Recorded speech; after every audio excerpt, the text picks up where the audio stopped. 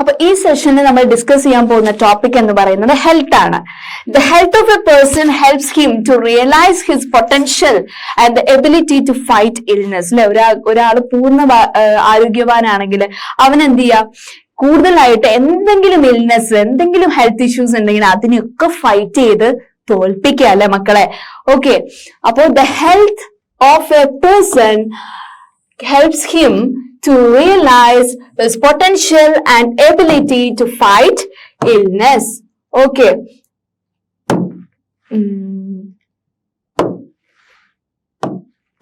Okay.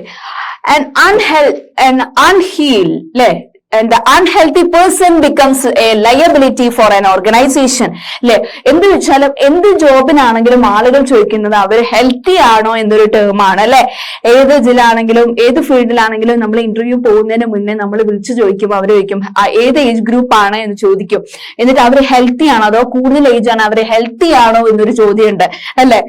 അതാണ് unhealthy person ആകുമ്പോൾ ആ ഒരു ഓർഗനൈസേഷൻ മുന്നോട്ട് കൊണ്ടുപോകാൻ പറ്റില്ല അല്ലെ. ആരോഗ്യവാൻ അല്ലെങ്കിൽ അവർക്ക് എന്ത് ചെയ്യാൻ പറ്റില്ല, ആ ഒരു ഓർഗനൈസേഷൻ ഇത്രയും ഹവേഴ്സ് വർക്ക് ചെയ്യാൻ പറ്റാത്തത് കൊണ്ടാണ് ആ ഒരു ക്വസ്റ്റ്യൻ വരുന്നത് കേട്ടോ മക്കളെ.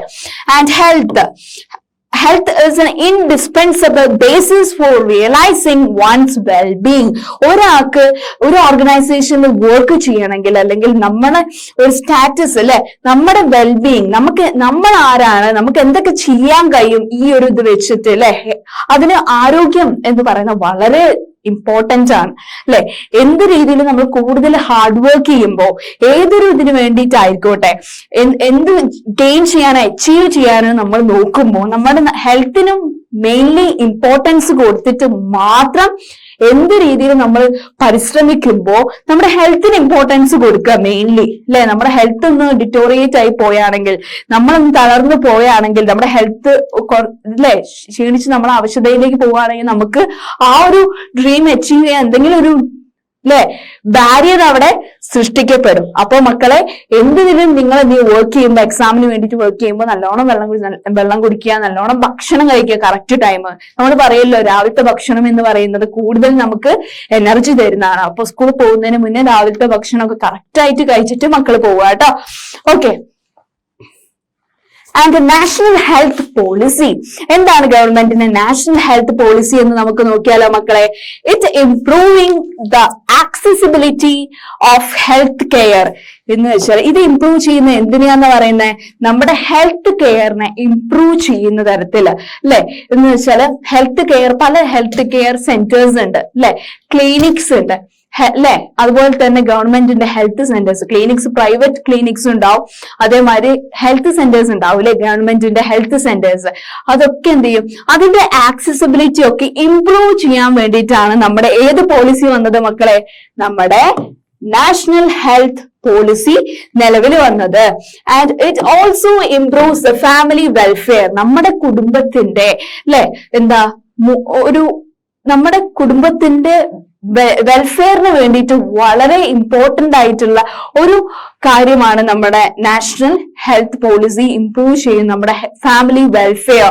And also the nutritional services എന്ന് പറയുമ്പോൾ ഫ്രീ ആയിട്ട് നമ്മൾ എന്ത് ചെയ്യുന്നുണ്ട്, റേഷൻ ഇതില് കേന്ദ്രത്തിന്റെ വിഹിതം, കേരളത്തിന്റെ വിഹിതം എന്ന് പറയുമ്പോൾ കുറച്ച് ഇത് നമ്മുടെ പുവർ ആയിട്ടുള്ള മൈനോറിറ്റി സെക്ഷന് പ്രൊവൈഡ് ചെയ്യുമ്പോൾ അത് അവരുടെ ആരോഗ്യം മെച്ചപ്പെടുത്തുന്നുണ്ട് അല്ലെ. It also the nutritional services that especially for the weaker and for the underprivileged section of society. Okay, it also improve the accessibility of health care and for family welfare. And third one endalo makkale, it also the nutritional services also especially it improve the status of weaker and also underprivileged sections എന്നാണ് പറയുന്നത് അല്ലെ. And എന്താണ് ഈ types of അൺഎംപ്ലോയ്മെന്റിനെ കുറിച്ച് പറഞ്ഞാലോ, എന്തൊക്കെ types of unemployment ഉണ്ട്. അപ്പൊ നമ്മൾ സെക്ടേഴ്സ് ഓഫ് ഇന്ത്യൻ എക്കണോമി ആ ഒരു ചാപ്റ്ററിൽ നമ്മൾ പറഞ്ഞിരുന്നു ഡിസ്ഗൈസ്ഡ് അൺഎംപ്ലോയ്മെന്റിനെ കുറിച്ച് അല്ലെ. ഡിസ്ഗൈസ്ഡ് അൺഎംപ്ലോയ്മെന്റ് എന്ന് പറയുന്നത് എന്താണെന്ന് നോക്കിയാലോ, ഓർമ്മയുണ്ടോ നിങ്ങൾക്ക്? In the case of disguised unemployment, people appear to be employed, but they are not working to their full potential. എന്ന് വെച്ചാല് ആളുകൾ അവിടെ വർക്ക് ചെയ്യുന്നുണ്ട്, പക്ഷെ അവരുടെ ക്വാളിഫിക്കേഷൻ അനുസരിച്ചല്ല അവർ വർക്ക് ചെയ്യുന്നത്. ഇപ്പോ നമ്മൾ ഫോർ എക്സാമ്പിൾ പറയുകയാണെങ്കിൽ ഡെലിവറി ബോയ്സിനെ കാണാം. അവര് എന്താ പറയാ MBA എല്ലാം കഴിഞ്ഞ ആളുകളാണെങ്കിലും ആ ഒരു ജോബ് ചെയ്യുന്നുണ്ടല്ലോ, അവർക്ക് ഡിസ്ഗൈസ്ഡ് അൺഎംപ്ലോയ്മെന്റ് എന്ന് പറയാം. വർക്ക് ചെയ്യുന്നുണ്ട്, പക്ഷെ അവരുടെ സ്കിൽസ് എബിലിറ്റീസിന് അനുസരിച്ചല്ല വർക്ക് ചെയ്യുന്നത്, അവരുടെ ക്വാളിഫിക്കേഷന് അനുസരിച്ചല്ല വർക്ക് ചെയ്യുന്നതെന്ന് മനസ്സിലാക്കുക കേട്ടോ മക്കളെ. ആൻഡ് ഫോർ എക്സാമ്പിൾ പറയാം, A family of 8 persons are working on A farm. ഒരു ഫാമിലി, ഒരു കുടുംബത്തിലെ 8 പേരുണ്ട്, അവർ കൃഷിയിലാണ് അവർ കോൺസെൻട്രേറ്റ് ചെയ്യുന്നത്, അവർ പണിയെടുക്കുന്നതെന്ന് വെക്കുക. Okay, whereas the work requires the service of 5 people only.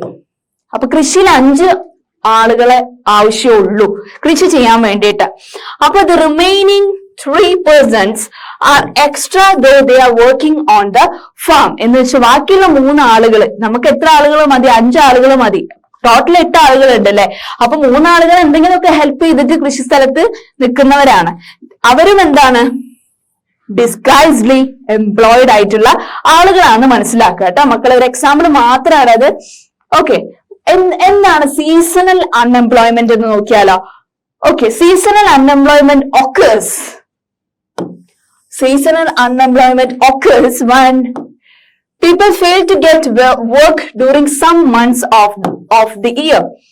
എന്ന് വെച്ചാല് വർഷത്തിലെ ചില മാസങ്ങളിൽ അവർക്ക് എന്ത് കിട്ടില്ല എന്ന് പറയുന്നത്? ജോബ് ഉണ്ടാവില്ല. ഇപ്പോ എന്താ പറയാ, മഴയാവുമ്പോ ആ ടൈമില് കൂടുതലും കാലാവസ്ഥ രൂക്ഷമാവുന്ന ടൈമിലൊക്കെ മത്സ്യബന്ധന തൊഴിലാളികൾക്ക് ആ ഒരു ടൈമിൽ, ആ ഒരു മന്തില് കാലാവസ്ഥ നിരീക്ഷണ കേന്ദ്രം പറയും ഈ ഒരു ടൈമിൽ നിങ്ങൾ പോവരുത്. പിന്നെ ഫ്ലഡിന്റെ ടൈമിലൊക്കെ 1 മാസം 2 മാസത്തോളം അവര് അല്ലെ ആ ഒരു അവസ്ഥയിൽ അവർക്ക് പോകാൻ പറ്റിയില്ല. അങ്ങനെയാണ് സീസണൽ അൺഎംപ്ലോയ്മെന്റ് ഉണ്ടാവുന്നത് അല്ലെ. ഫാം ലേബേഴ്സിന് ഉണ്ടാവാം അല്ലെ. ഇങ്ങനെ ഫ്ലഡ് ഒക്കെ വരുമ്പോ അവിടെ കൃഷിസ്ഥലമൊക്കെ ഒലിച്ചുപോയി ക്രോപ്സ് ഒക്കെ നാശനഷ്ടം ഉണ്ടാവുമ്പോ അങ്ങനെ ഉണ്ടാവും അല്ലെ മക്കളെ. ഓക്കെ, അതാണ് സീസണൽ അൺഎംപ്ലോയ്മെന്റിൽ വരിക. What about educated unemployment? എന്താണ് educated unemployment? Okay, in case of urban areas, educated unemployment has become a common feature. Urban areas, town cities ഒക്കെ മക്കളെ ഈ ഒരു എഡ്യൂക്കേറ്റഡ് അൺഎംപ്ലോയ്മെന്റ് നമുക്ക് എപ്പോഴും കാണാൻ പറ്റുന്ന പറയുന്നത്. The unemployment of graduates and post graduates has increased faster than among matriculates. ഇന്ന് +2 പഠിച്ച് ഇറങ്ങിയ ആളുകളെക്കാളും ഡിഗ്രി ഉള്ള ആളുകൾക്കും പോസ്റ്റ് ഗ്രാജുവേറ്റ് ഉള്ള ആളുകൾക്കും ഇപ്പോ പണി കുറവാണ് ടൗൺ സിറ്റീസിൽ അല്ലെ. അതാണ് എഡ്യൂക്കേറ്റഡ് അൺഎംപ്ലോയ്മെന്റ് എന്ന് പറയുന്നത്. ഓക്കെ, ഇനി നമ്മൾ അടുത്ത ടോപ്പിക്കാണ് നെഗറ്റീവ് ഇമ്പാക്ട്സ് ഓഫ് അൺഎംപ്ലോയ്മെന്റ്. ഈ അൺഎംപ്ലോയ്മെന്റ് കൊണ്ടുള്ള എന്തൊക്കെ ദോഷങ്ങളാണ് ഉണ്ടായതെന്ന് നമുക്ക് നോക്കിയാലോ.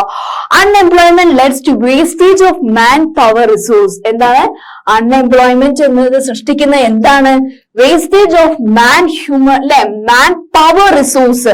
നമുക്കുള്ള എബിലിറ്റി, നമുക്കുള്ള സ്കിൽസ് ഒക്കെ എന്താണ് അവിടെ നഷ്ടപ്പെട്ടു പോവുകയാണ്. നമുക്ക് കറക്റ്റ് ഇതിൽ യൂസ് ചെയ്യാൻ പറ്റിയിട്ടില്ലെങ്കിൽ അല്ലെ, നമ്മൾ പണിയില്ലാതെ നമ്മുടെ സ്കിൽസും ഇതൊക്കെ നമ്മൾ കൂടുതൽ എന്താണ് മടിയായി ഇങ്ങനെ പോവുകയാണ് അല്ലെ. Okay, people who are an asset for the country turn into an liability. എന്ന് വെച്ചാൽ പണിയുള്ള ആളുകൾ പിന്നെ പണിയില്ലാതെ നിൽക്കുമ്പോ എന്താണ് അത് നമ്മുടെ കൺട്രീന്റെ തന്നെ അല്ലെ സാമ്പത്തിക വളർച്ചയ്ക്ക് ഒരു ചെറിയ തകരാറും കൂടെ തട്ടുകയാണ് ചെയ്യുന്നത്. And there is a feeling of helplessness and despair among the youth. നമുക്ക് കറക്റ്റ് നമ്മുടെ എഡ്യൂക്കേഷൻ അനുസരിച്ചുള്ള പണി കിട്ടിയിട്ടില്ലെങ്കിൽ, അല്ലെങ്കിൽ നമ്മൾ നല്ല ഹൈലി ക്വാളിഫൈഡ് ആയിട്ട് വീട്ടിൽ തന്നെ ഇരുന്ന് പോവുകയാണെങ്കിൽ ഒന്ന് ആലോചിച്ച് നോക്കുക. ആ ഫ്രസ്ട്രേഷൻ ആൻഡ് ആ ഒരു രീതിയിൽ നമ്മുടെ മൈൻഡ് വളരെയധികം ഫയർ ആയി പോകും അല്ലെ. People do not have enough money to support their family. പിന്നെ നമ്മളെന്താവും, നമുക്ക് കുടുംബത്തിനെ സഹായിക്കാൻ വേണ്ടിയിട്ട് ഒരു പങ്ക് നമുക്കില്ല. നമ്മൾ അധ്വാനിച്ചിട്ട് ഒരു പങ്ക് നമ്മുടെ കുടുംബത്തിന് കൊടുക്കാൻ പറ്റുമോ?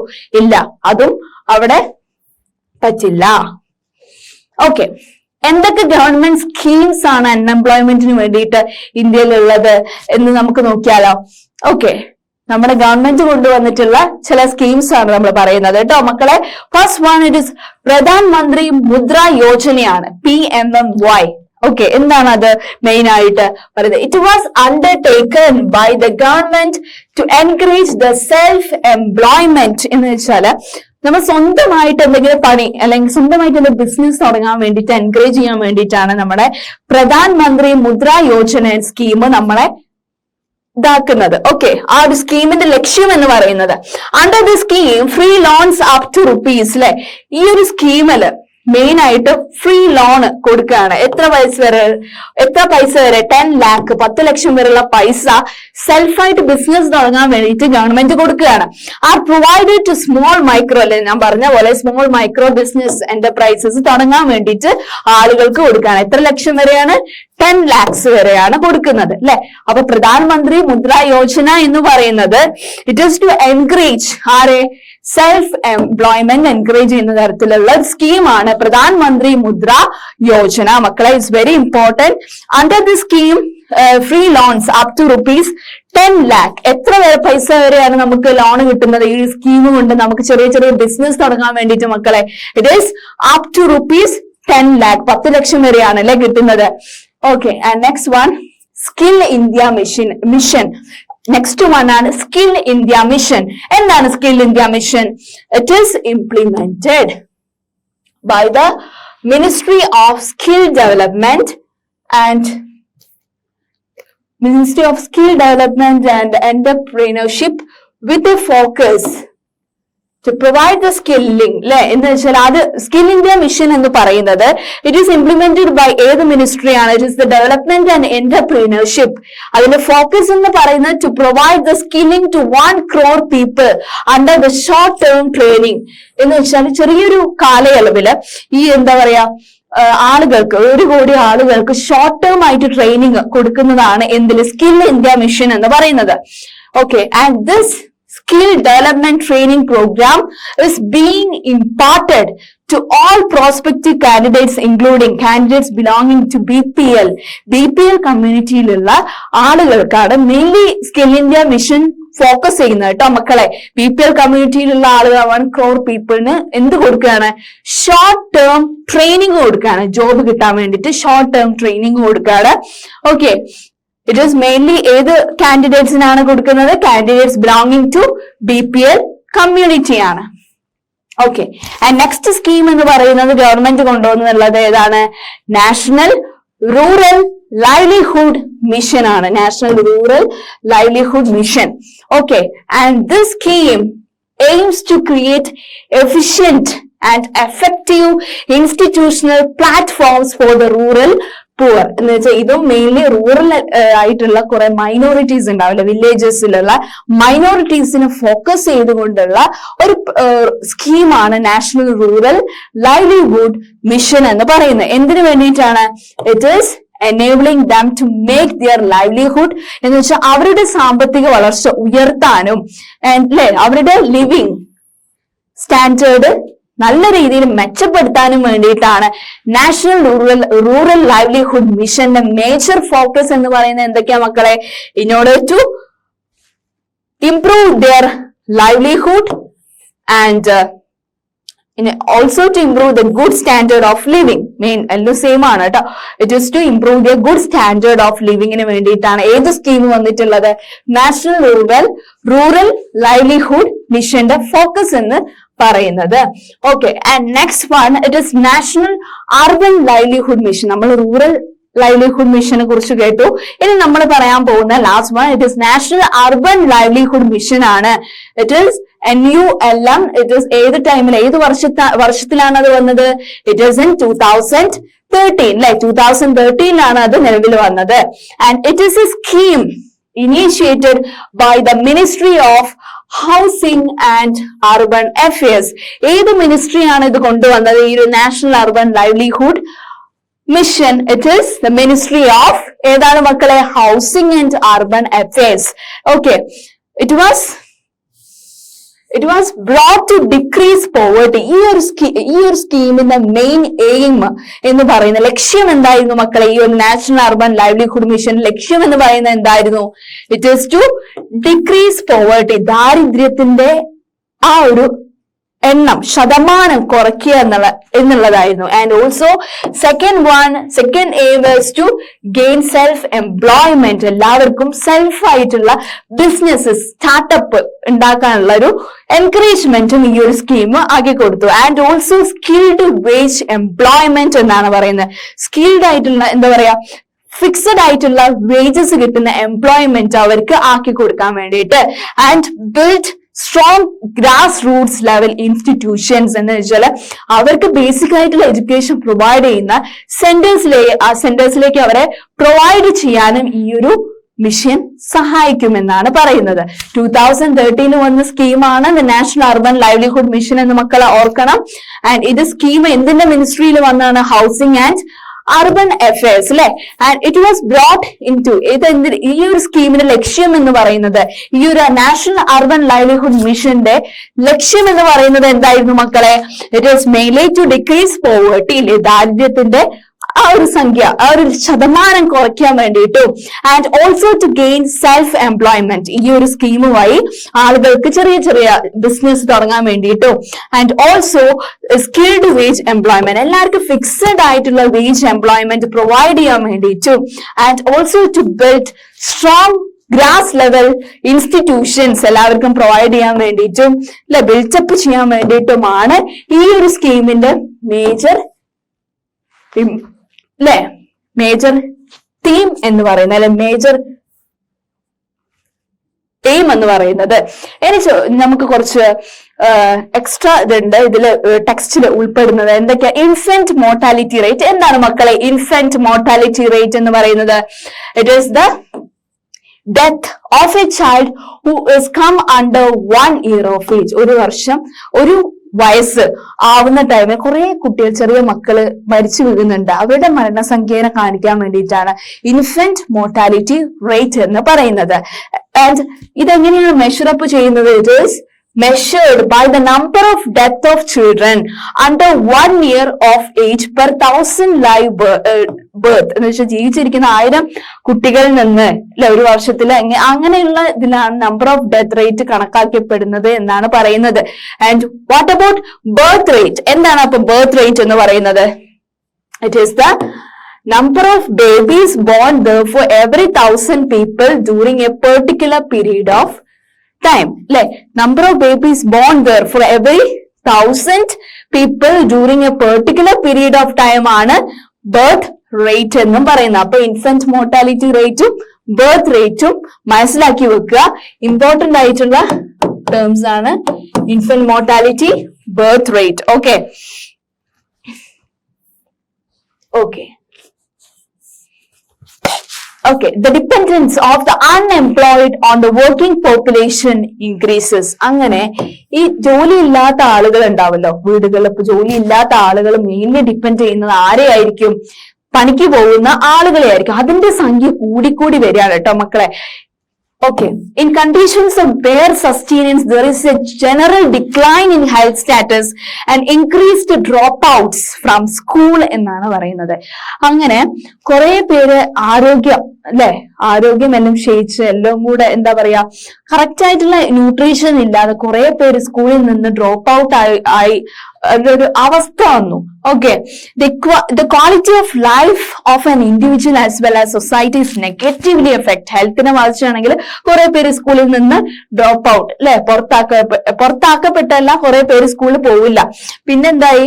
അത് നമ്മുടെ ക്വാളിറ്റി ഓഫ് ലൈഫ്, നമ്മുടെ ജീവിതത്തിന്റെ മൂല്യത്തെ അത് വളരെയധികം അത് ബാധിക്കുമെന്നാണ് പറയുന്നത്. നെഗറ്റീവ്ലി എഫക്ട് ചെയ്യും എന്നാണ് പറയുന്നത്.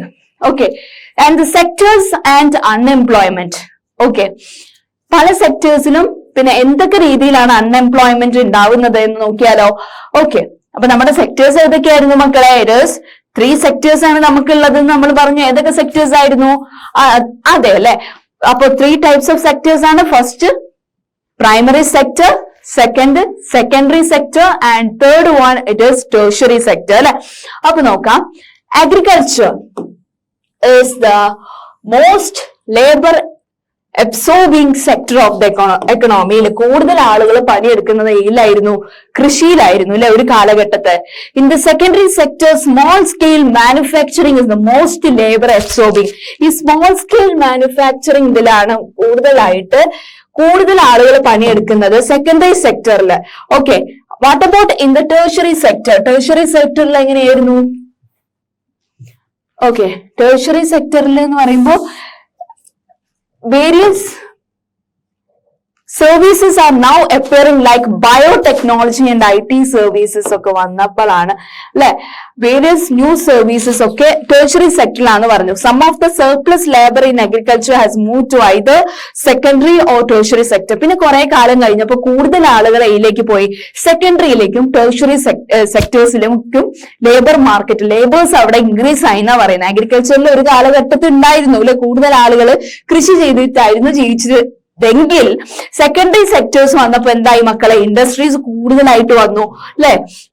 കൂടുതൽ ആളുകൾ വൈറ്റ് കോളർ ജോബ്സിലേക്ക് പോകാൻ തുടങ്ങി. റൂറൽ ഏരിയയിൽ നിന്ന് അർബൻ ഏരിയാസിലേക്ക്, വില്ലേജസിൽ നിന്ന് ടൗൺസ് സിറ്റീസിലേക്ക് ചേക്കേറിയ ആളുകൾ വൈറ്റ് കോളർ ജോബ്സ് തേടിയിട്ട് അല്ലെ. പിന്നെ ടെർഷ്യറി സെക്ടറിൽ വന്ന മാറ്റം എന്ന് പറയുമ്പോൾ ടെക്നോളജിക്കൽ അഡ്വാൻസ്മെന്റ് ആണ്. ടെക്നോളജി വളരെയധികം മാറിയില്ല മക്കളെ. എന്തൊക്കെ രീതിയിലാണ്? ബയോടെക്നോളജി ആൻഡ് IT സർവീസസിലൊക്കെ വലിയ വികസനമാണ് വന്നത് അല്ലെ. ഓക്കെ, അതാണ് പറയുന്നത് some of the surplus labour in agriculture has moved. ഏതിലേക്ക് പോയി എന്നാ പറയുന്ന കുറെ ആളുകൾ, കുറെ ഒരു വലിയ ശതമാനം ആളുകൾ ഏതിലേക്ക് പോയിട്ട് either the secondary or the tertiary sector എന്നാണ് ഇതില് പറയുന്നത്. അപ്പൊ എന്തൊക്കെ കാര്യങ്ങളാണ് നമ്മൾ പറഞ്ഞത്? മെയിൻലി ആയിട്ട് നമ്മള് സ്കീംസ് അല്ലെ, പ്രധാനമന്ത്രിയുടെ സ്കീംസിന് ഗവൺമെന്റ്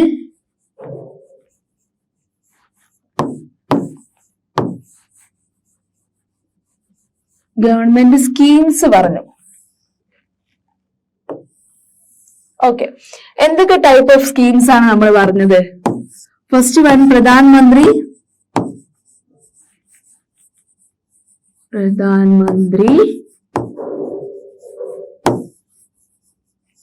പ്രധാനമന്ത്രി മുദ്രാ യോജനയെ കുറിച്ച് പറഞ്ഞു അല്ലെ. മുദ്രാ യോജന. പിന്നെ റൂറൽ ആയിട്ടുള്ള ആളുകൾക്ക് പിന്നെ സ്കിൽ ഇന്ത്യ മിഷനെ കുറിച്ച് പറഞ്ഞു അല്ലെ.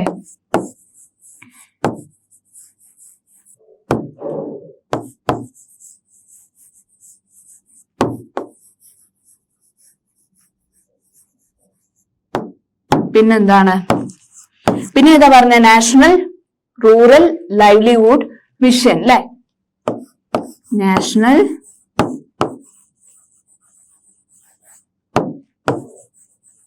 റൂറൽ ലൈവ്ലിഹുഡ് മിഷനെ കുറിച്ച് പറഞ്ഞു അല്ലെ. പിന്നെ ഏതാണ്? നമ്മള് അർബൻ ഏരിയന്റെ മിഷൻ വേറെ എന്തോ പറഞ്ഞല്ലോ മക്കളെ. It is national urban livelihood mission. National urban livelihood mission. Urban livelihood mission. അപ്പൊ കുറെ നമ്മൾ ഇത് പറഞ്ഞു, സ്കീംസ് പറഞ്ഞതിന് ശേഷം നമ്മൾ പറഞ്ഞിട്ടുള്ള വേറൊരു കാര്യമായിരുന്നു എന്ത്? പിന്നെ വേറെ ഒരു കാര്യത്തിനെ കുറിച്ച് നമ്മൾ പറഞ്ഞല്ലോ. എന്തിനെ കുറിച്ചായിരുന്നു പറഞ്ഞത്? ഇറ്റ് ഈസ് മെയിൻലി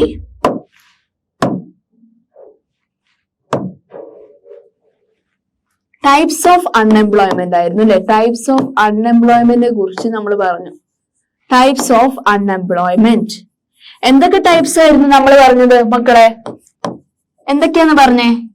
മെയിൻ ആയിട്ട് ഡിസ്ഗൈസ്ഡ്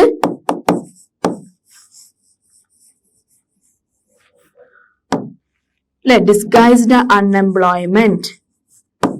പറഞ്ഞു അല്ലെ. ഡിസ്ഗൈസ്ഡ് അൺഎംപ്ലോയ്മെന്റിനെ കുറിച്ച് പറഞ്ഞു. ഡിസ്ഗൈസ്ഡ് അൺഎംപ്ലോയ്മെന്റ് എന്ന് പറയുമ്പോൾ എന്താണ് മക്കളെ? ഇറ്റ് ഈസ് നമുക്ക് കറക്റ്റ് ആയിട്ടുള്ള ക്വാളിഫിക്കേഷൻ ഉണ്ട്, നമ്മൾ ഹൈലി ക്വാളിഫൈഡ് ആണ്, പക്ഷെ അതിനനുസരിച്ചുള്ള ജോബ് നമുക്ക് കിട്ടാത്തൊരവസ്ഥ വരുമാണ് ഡിസ്ഗൈസ്ഡ് അൺഎംപ്ലോയ്മെന്റ് എന്ന് പറയുന്നത്. നെക്സ്റ്റ് ആണ് നമ്മൾ പറഞ്ഞു സീസണൽ അൺഎംപ്ലോയ്മെന്റ് നമ്മൾ പറഞ്ഞു അല്ലെ. Seasonal unemployment. ഓക്കെ, സീസണൽ അൺഎംപ്ലോയ്മെന്റിനെ കുറിച്ച് പറഞ്ഞു. പിന്നെ നമ്മൾ പറഞ്ഞത് എന്താണ്? എഡ്യൂക്കേറ്റഡ് അൺഎംപ്ലോയ്മെന്റ് അല്ലെ. Educated unemployment.